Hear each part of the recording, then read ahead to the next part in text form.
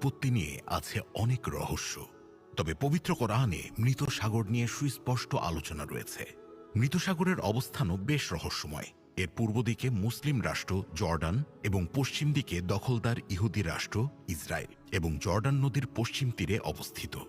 ধর্মীয় ও ঐতিহাসিক কারণে বেশ আলোচিত মৃত সাগরের পানির স্তর পশ্চিম দিকে অবস্থিত ভূমধ্যসাগরের পৃষ্ঠদেশ থেকে প্রায় ৩৯৭ মিটার নিচে অবস্থিত।